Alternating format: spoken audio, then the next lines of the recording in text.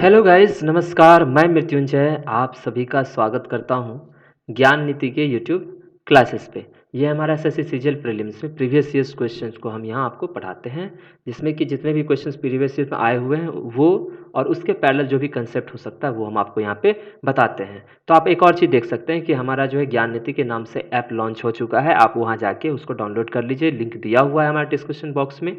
और फिर उस पर आप डिफरेंट टाइप ऑफ कोर्स और टेस्ट एक्सेस कर सकते हैं। ओके, तो चलिए हम आज का क्लास स्टार्ट करते हैं। अगर आपको हमारा वीडियो अच्छा लगता है तो आप ज़रूर इसे लाइक कीजिए, अपने दोस्तों के साथ शेयर भी कीजिए ताकि और लोगों तक ये पहुंच सके, और हमारे चैनल को सब्सक्राइब कीजिए ताकि आपको नेक्स्ट जो भी क्लास हो उसका अपडेट आपको मिलता रहे। तो चलिए देखते हैं, ये रहा आपका पहला क्वेश्चन।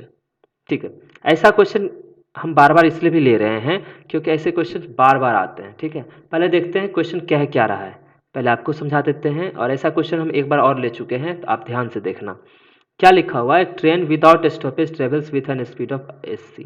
ठीक है, कि मतलब स्पीड जो है, एवरेज स्पीड अगर देखोगे विदाउट स्टॉपेज का, वो क्या है 80 किलोमीटर पर आवर। ठीक है, फिर बोल रहा है it travels with an average speed of 64 kilometre per hour. ठीक है, लेकिन विथ स्टॉपेज देखिए, विदाउट स्टॉपेज 80 से जाता है और विथ स्टॉपेज कैसे जाता है। अगर मैं बोलूं कि विदाउट था ये, और अगर एवरेज स्पीड देखूं विथ स्टॉपेज, तो वो कितना है आपका, देखो 64 किलोमीटर पर आवर। कोई दिक्कत नहीं। तो पूछ रहा है how many minutes does the train stop on an average per hour. तो एक आवर में लगभग कितना देर वो रुका होगा। तो आप एक चीज देखो, यहां से पहला काम क्या करना है आपको, अगर ये पता करना है कि मिनट्स, ठीक है, पर आवर कितना देर रुका होगा एवरेज। ठीक है, अगर वो एवरेज आपको मिनट्स पर आवर पता करना है कि एक घंटे में वो कितनी देर के लिए रुका होगा, कितने मिनट के लिए, तो आपको क्या करना है कि 60 लिखना है यहाँ पे, क्योंकि एक घंटा में कितना होता है 60 मिनट, इसलिए क्योंकि मिनट में पूछा है। ठीक है, 60 लिख लिए। फिर आप क्या कीजिए, दोनों का डिफरेंस ले लीजिए, मतलब 80 माइनस 64। ठीक है, बाई जो विदाउट स्टॉपेज जो हमारा स्पीड होता है उसको नीचे लिख लीजिए, मतलब 80। क्लियर हुआ। ठीक है, अब इसको सॉल्व कीजिए। 80 और 80 में से 64 गया, 16/80, 16 पच्चे 80, 5 से 12, कितना आ गया आपको 12 मिनट। क्लियर हुआ आपको, ठीक है ना। तो ये आपका कौन सा आंसर हो जाएगा, 12 मिनट। मतलब कि इसका अर्थ हुआ कि हर एक आवर में जब भी ये चल रहा है, ठीक है, ऑन एन एवरेज कितना देर रुकता होगा, तो आप कहोगे कि 12 मिनट के हिसाब से ये रुकता होगा। मतलब चलता कितना देर होगा, तो पूरे 60 मिनट होते हैं, तो 48 मिनट ये चलता होगा। क्लियर। ठीक है, तो अब चलिए अब देखते हैं नेक्स्ट क्वेश्चन। ये देखिए, ध्यान से देखना, ये आपको बार बार इस तरह के भी क्वेश्चन आते हैं। The price of sugar is increased by 17%। ठीक है, a person wants to increase expenditure by 7%। तो अब एक चीज बताइए कि प्राइस इनटू कंजम्पशन बराबर क्या होता है, एक्सपेंडिचर। मतलब प्राइस मूल्य, कंजम्पशन मतलब खपत, लिख देता हूं मैं, मूल्य इनटू खपत बराबर क्या होता है भाई, खर्च। क्लियर। ठीक है, अब देखिए प्राइस आप मान लीजिए 100 मान लीजिए। क्लियर। तो 100 अगर प्राइस रहा होगा, ध्यान देना, अगर 100 प्राइस रहा होगा तो प्राइस कितना इंक्रीज हो गया है 17% से, तो 100 से कितना हो गया 117। कोई दिक्कत नहीं। एक्सपेंडिचर अगर 100 रहा होगा मान लीजिए, ठीक है, 100 ही ले लेते हैं, तो ये कितना परसेंट इंक्रीज हुआ है 7%, तो यहाँ कितना हो जाएगा 107। कोई प्रॉब्लम नहीं ना। ठीक है, अब देखिए यहाँ कितना हो जाएगा कंजम्पशन, तो कितना मानना पड़ेगा 1, क्योंकि आपने प्राइस 100 रखा है, एक्सपेंडिचर 100 रखा है, तो 100 में 1 से तभी तुमको 100 आएगा ना। क्लियर। ठीक है, अब यहाँ कितना, यहाँ ये कितना आएगा, मतलब 117 में कितना से मल्टीप्लाई करें कि हमको क्या मिल जाए 107 मिल जाए। तो आप जानते हो 107/117। कोई दिक्कत नहीं। तो अगर कंजम्पशन का आप पहले और बाद का देखें, मतलब सी इनिशियल कंजम्पशन और सी फाइनल देखें, तो पहले कितना था 1 और अब कितना हो गया 107/117। कोई प्रॉब्लम, यानी प्रॉब्लम नहीं ना।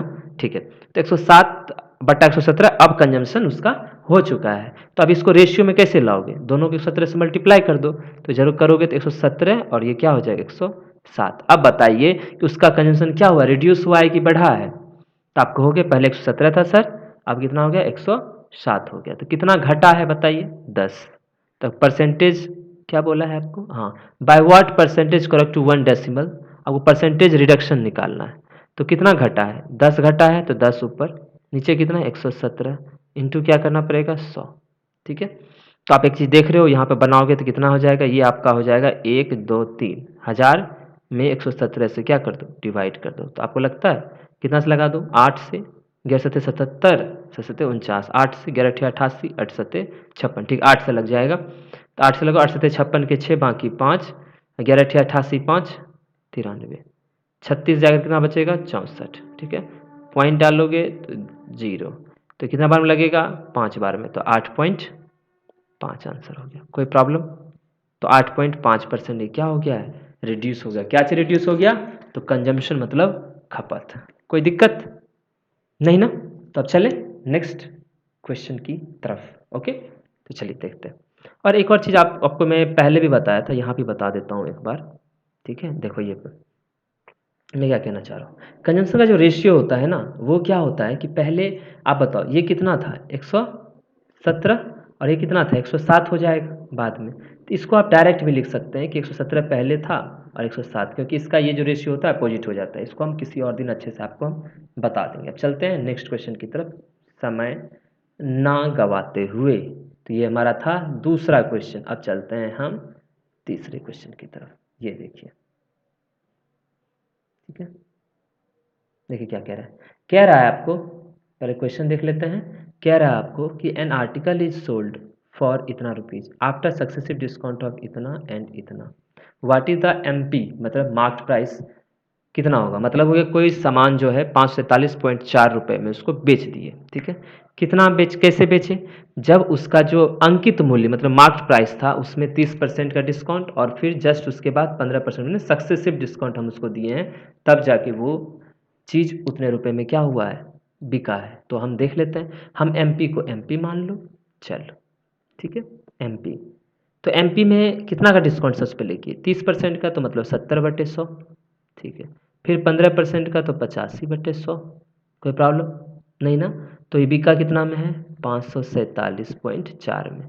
तो पॉइंट अगर उड़ाओगे तो नीचे कितना बच जाएगा? 10। 0 से 0, 0 से 0, पक्का है कि ये 7 से कटेगा। देखो, सस्ते 49 कटेगा? नहीं कटेगा। सस्ते 49, 5 बचेगा, 5 सस्ते 57, 56, 7 14, हाँ कट जाएगा। 7 से काटो, 7 सत्ते 49। ठीक है, और 4 1 5 7 56, 7 दूना 14। अब ये 17 से कटेगा। देखो 17 पचे 85, और यहाँ पे 17 चौक 68, 17 चौक 68, और 17 छक 102 आ गया ना? ठीक है, अब 5 से काट दो इसको, 5 से ये 20 बार में। तो एमपी कितना आ गया आपका बताइए? एमपी आ गया आपको 46 गुने 20, 46 दूनी 92, 920। ठीक है, तो आपका क्या हो गया? 920। कोई प्रॉब्लम नहीं ना? चलिए आप देखते हैं नेक्स्ट क्वेश्चन। ये क्वेश्चन देखिए, इसको बनाने का कैसे है। तो देखते हैं। The difference between the C I and S I on rupees इतना प्रेजेंट फॉर 2 years इज इतना। ठीक है, आपको बोल दिया कि जो अंतर है, ठीक है, किसी भी प्राइस पे, किसका किसका? सी आई का और एस आई का। ठीक, कितना परसेंट की दर से? 12% दर से। 2 साल में कितना रुपये है? 43.2। अब आपको बताना है कि आखिर कितने रुपीज़ पे ये हो सकता है पॉसिबल। ठीक है, तो इसमें आपको बताए हैं। ठीक है, 12% का अर्थ कितना होता है ये बताइए? 12% का अर्थ होता है 12/100। 4 से काट दो, ठीक है, तो चरतिया 12, 4 से 25, और जो नीचे रहता है इस पे ध्यान दिया जाए। तो ये कितने साल के लिए? 2 साल के लिए। तो आप इसका जो प्रिंसिपल जो मानोगे ना, वो हो जाएगा 25 इंटू 25। ओके, तो 25 इंटू 25 मतलब 625। कोई प्रॉब्लम नहीं। अब आपको रेट निकालना है। ठीक है, रेट के हिसाब से आपको निकालना है कितना सी आई और एस आई होगा। तो आप देख रहे हो 3/25 रेट आपका है। तो 25 से इसको काटोगे तो 25 से कितना और काटोगे? 25 बार में 25 दिया, ये हो गया 75। कोई प्रॉब्लम? मतलब मेरा कहना है, 1 मिनट, ठीक है, मेरा कहना है इसका 3/25 निकालिए, फिर 3/25 निकालिए। इसका 3 कितना हो जाएगा? 75। फिर इसका निकालिए 3/25। तो 25 क्या बचे? गिनती है 9। कोई दिक्कत नहीं ना? ठीक है, अब देखो अच्छे से। अब आपको दिमाग ये लगाना है कि आपको बोला क्या है। आपको क्या बोला है, अगर आप यहाँ देखोगे तो आपको बोला है कि ये डिफरेंस है 43 पॉइंट किसका, सी आई और एस आई का। तो अब आप जानते हैं कि ये पूरा क्या है, ध्यान देना, ये पूरा क्या है, सी आई है और ये क्या है, ये आपका एस आई है। तो दोनों का डिफरेंस क्या आ गया, 9। ठीक है, अब बताइए कि 9 का वैल्यू कितना दिया हुआ है, अगर 9 का वैल्यू कितना दिया हुआ है, 43.2 दिया हुआ है ना। तो आपको पूछा किसका है, 625 का, किसका पूछा है, 625 का। तो 9 का वैल्यू इतना, तो 1 का वैल्यू 9 चौक 36, 9 8 72, सही है ना। अब हमको चाहिए किसका, 625, क्योंकि आपका जो प्रिंसिपल क्या था, यही ना माने थे, और यही आपको बोला क्या, what is the value of x, क्योंकि एक्स को ही हम लगाए थे एज अ प्रिंसिपल। ठीक है, और अब मेरा प्रिंसिपल कितना है, 625। ठीक है, तो 625 का वैल्यू, तो कहोगे 625 इंटू 4.8, कहोगे सर कट सकता है क्या ये, बाय 10 रख लो। ठीक है, अब देखो 5 दूनी 10, 5 से काटोगे तो 125, 2 से काटोगे तो 24। ठीक है, अब देखो यहाँ से 25, अब इसको देखो कैसे बनेगा, 25 पचे 125 इंटू 24। ठीक है, और 24 को क्या लिख सकते हैं, 4 इंटू 6। ठीक है, तो 25 और 4 मिल कितना हो गया, 100, मतलब 2 जीरो, और 6 पचे 30, 3000। तो आंसर कितना हो गया आपका, 3000। तो अगर आपका पूछा जाएगा आपसे कि x कितना है भाई बताओ, तो आप क्या बोलोगे, 3000। कोई प्रॉब्लम, देख लेना कैसे आए, 25 चौक 100, 6 पचे 30, 3000 रुपये आ गया। इसके लिए कोई ज़रूरत नहीं है आपको मल्टीप्लाई वगैरह करने की अलग से। ओके, तो अब हम चलते हैं अपने नेक्स्ट क्वेश्चन की तरफ, देखते हैं अगला क्वेश्चन क्या कहता है। यहाँ देखिए,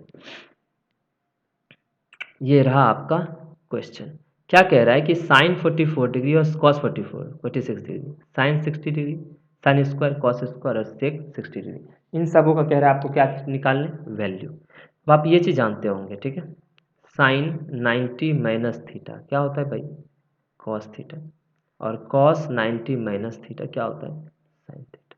ठीक है, अब बताओ इसको कैसे लिख सकते हैं 90 माइनस करके, तो साइन इसको लिख सकते हैं 90 डिग्री माइनस, ठीक है, 46 डिग्री, यही लिख सकते हैं ना, नीचे कॉस 46 लिखेंगे।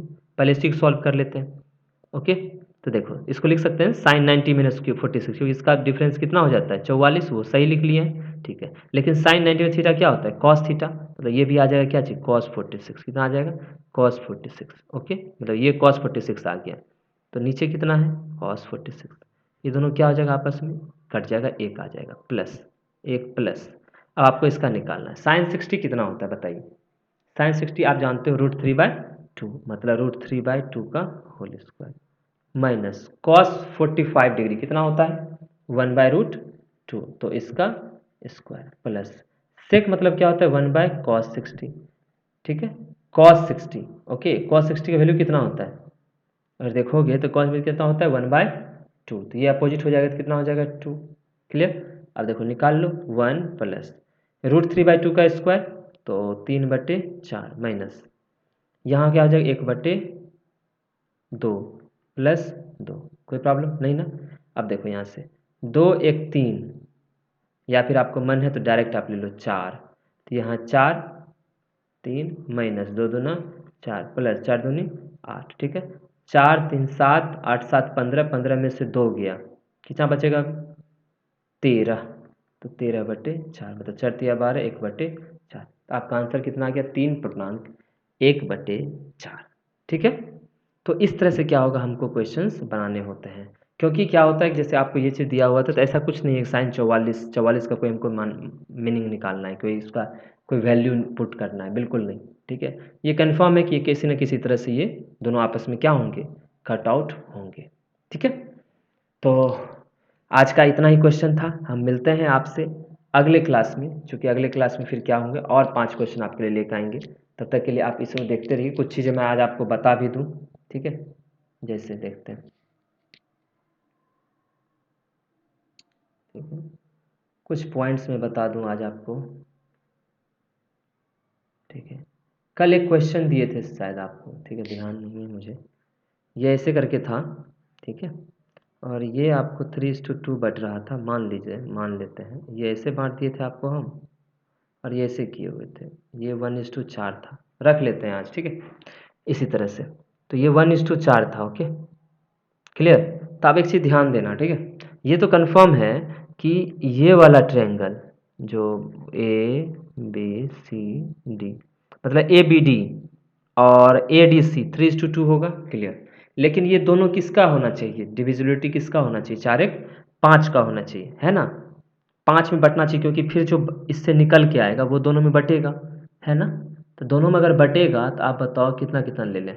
तो इसको 5 से कर दें तो 5 तिया 15, और इसको 5 से कर दो तो 5 दूनी 10, कोई दिक्कत नहीं। तो मतलब क्लियर हो गया कि ये पूरा इधर जो है ये पूरा मिलके कितना है, 15 है। लेकिन अब आप मुझे एक चीज़ बताओ, ये भी 4 और 1 के रेशियो में बटा हुआ है, तो 4:1 5, तो 5 का वैल्यू कितना है, 15। तो 5 तिया 15, तो 1 तिया कितना हो जाएगा यहाँ पे 3, और 4 तिया 12। अब बट गया ना, देखो 1:4 में बट गया, और 3 और 12 भी हो गया, कोई प्रॉब्लम नहीं। अब इधर आते हैं। अच्छा, यहाँ आपको नहीं बताए थे हम, आप इसको मान लो 1:, नहीं, ठीक है, मैं बता देता हूँ, 1:1 ही मान लो, ठीक है। तो 1:1 है, लेकिन ये कितना आया ट्रायंगल आपका, बताओ, ये वाला, ये आपका आया है 15, सॉरी 10 आया, कितना आया 10, ठीक है। तो ये दोनों बट जाएगा तो ये 5 हो जाएगा, आधा आधा बचेगा ना, तो ये भी 5 हो जाएगा, ठीक है। तो अब आपको हम बताए थे, आपको पूछे थे कि ये वाला और ये वाला का जोड़ और टोटल का, तो अगर सिर्फ ऊपर का देखोगे तो 12×5 = 17, नीचे कितना हो जाएगा 15×10 = 25, तो कितना हो जाएगा आपका 17/25 आंसर, ठीक है।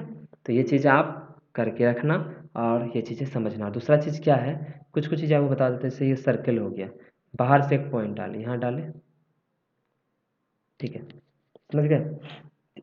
ये अगर यहाँ से ये पुट करोगे, ये वाला, तो ये 90 होता है, ध्यान है, ठीक है। अगर ये एंगल पता है और ये एंगल दोनों बराबर होते हैं, पहला चीज़, ठीक है। ये एंगल क्या होते हैं, बराबर। और ऐसा वाला चीज़ बहुत बार यूज होता है, और ये साइड और इस साइड भी क्या होता है, बराबर होता है, ठीक है। तो ये चीज़ भी आप ध्यान रखना, क्योंकि ऐसे क्वेश्चन को कहाँ यूज़ करते हैं, जब सर्किल बना रहे हो, सॉरी ट्रायंगल में ऐसे कर देते हैं आपको। आपको बता देगा कि ये 3 है, ये 2 है, ओके, और ये 1 है, तो आपको बोलेगा कि पूरे का बताइए कितना होगा, क्या चीज़, पैरीमीटर। तो अगर ये 3 है, तो चूँकि यहाँ के लिए ये इस पॉइंट से ये दोनों क्या है, इसके लिए टेंजेंट, ये 3 है तो ये भी 3, यहाँ के लिए भी 2 है तो ये भी 2, और ये 1 है तो ये भी 1, 3 2 5 1 6 2 9 12 हो गया, तो कितना हो गया 12 सेंटीमीटर, ओके, डन।